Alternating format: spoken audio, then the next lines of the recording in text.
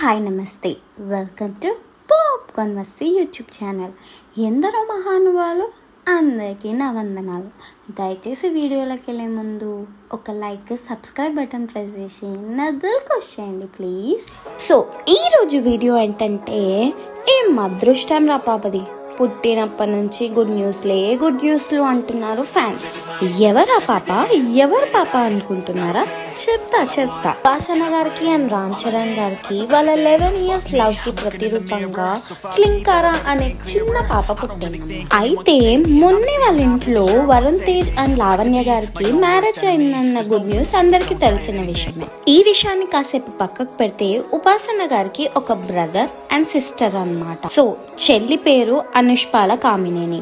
అనుష్పాలకి అర్మాన్ ఇబ్రహీం తో పెళ్ళైందన్నమాట. వీళ్ళిద్దరికి December 8th 2021లో పెళ్ళైందన్నమాట.